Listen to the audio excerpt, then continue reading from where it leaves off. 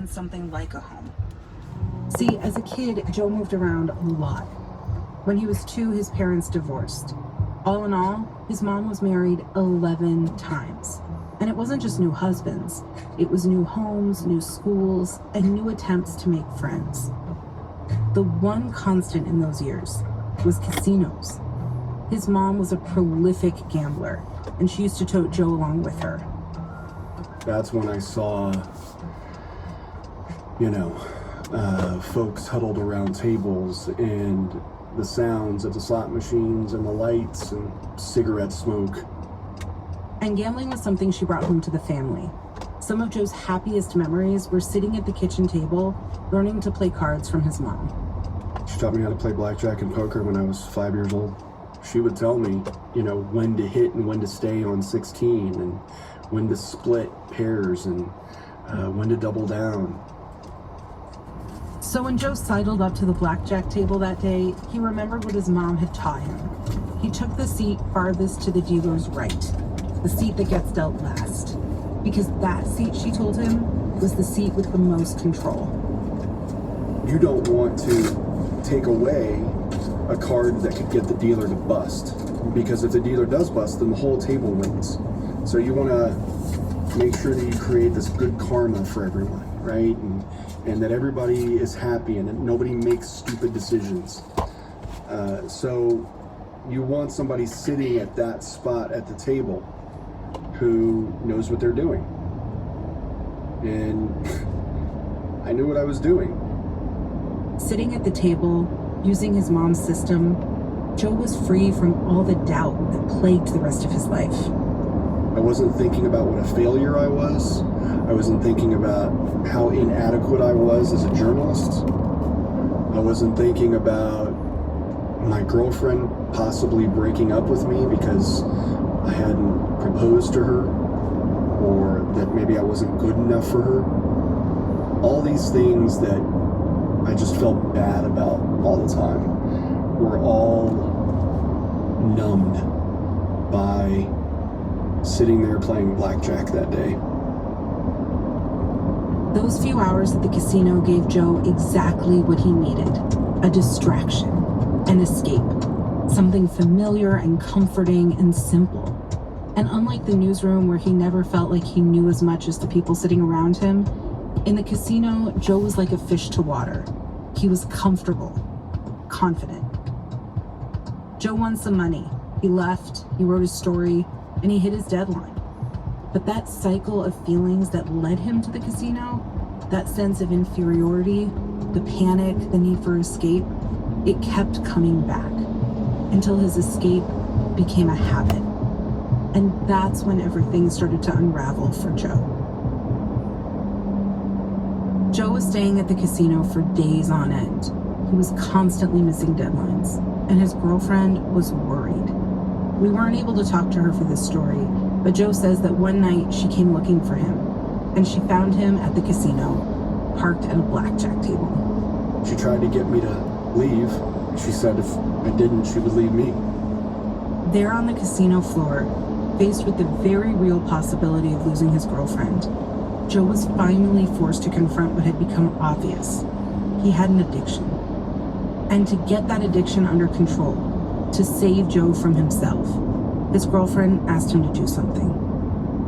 She made me sign a piece of paper at the casino from the Arizona Department of Gaming that you can effectively ban yourself from going to casinos. It's called a self-exclusion form. That form was supposed to be a kind of guardrail, a mechanism to assist people who have trouble controlling their gambling. On the form, Joe could choose whether he wanted to exclude himself for 1 year, 5 years, or 10 years. There was no lifetime option. So he selected the maximum, 10 years. They asked me all sorts of things like, is there something that you wear on a regular basis to the casino so that we'll recognize you? And so I had like a baseball cap that I always wore. What kind of car do you drive? Give us the license plate. I wrote all that stuff down. They took my photo. So presumably, all of those things, I'm like, oh, that's that. It's all done. Wash our hands of this gambling problem. But it wasn't that simple. Even though Joe said he gave them all this information, his photo, his license plate number, anything he could think of that might help the casino recognize and stop him from coming in, it seems their system had some holes. I was back a week later.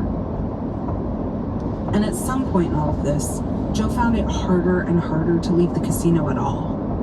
And once I couldn't leave, that's when I started to lose. And lose a lot of money over and over and over. Because I couldn't leave. It's one surefire way that you will not win gambling at any casino is if you just stay. Because no matter what your system is, no matter what your mom taught you when you were 5 years old about where to sit at the blackjack table or how to play poker or whatever, if you stay, they will get your money. The casino will take your money. And that's ultimately what happened. One weekend after his girlfriend's brother got engaged, their family hosted a party at their house. It was a big family affair, and of course it was important for Joe to be there. But instead of being there, I had been at the casino for 2 days already. I had not returned home or anything. And the day of this engagement party, she came to get me. And that time I didn't leave. And she begged me, please just come with me. It'll be fine. It doesn't matter how much money you've lost. Just come with me. And I think I was down to my last $100, something like that. And I said, no, I have to. I have to win this money back. She continued to beg me, and I just wouldn't go. And that was that. That was the end. I mean, that was the end of us. That was the end of me feeling like I had any control whatsoever. because of his gambling, Joe lost his career, his friends, his girlfriend. And then he lost his last $5. I just felt like there's nowhere to go from here.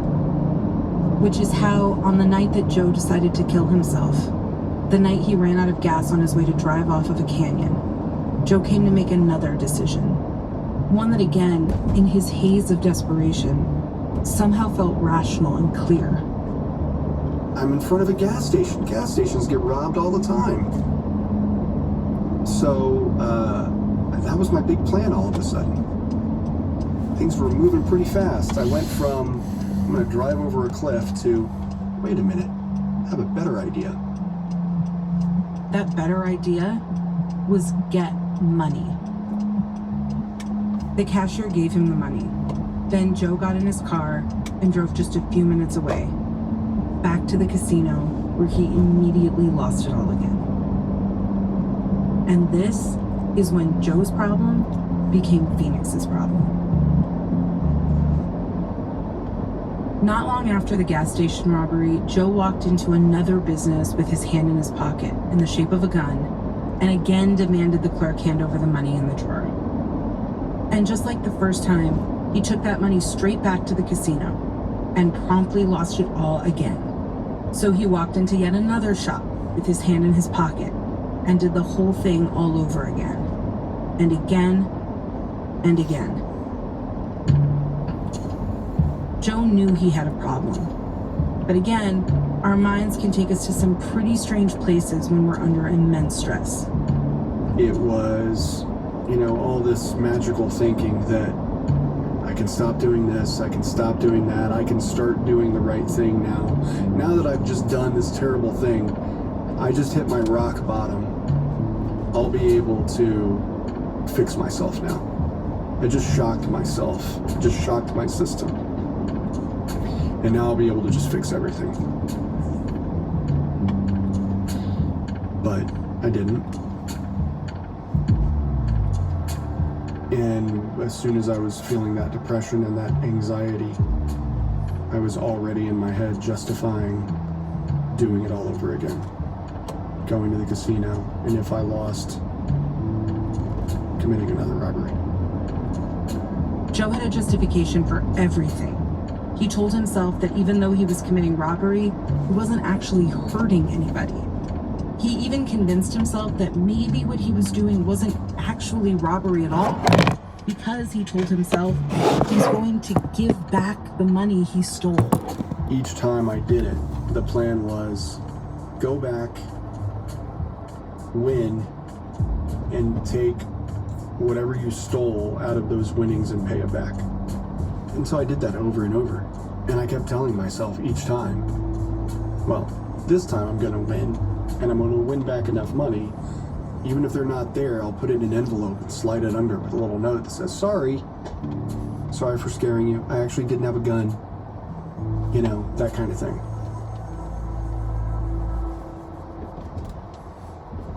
But beyond that, Joe had no plan. There was no plan to get myself help. There was no plan to figure my shit out and make my career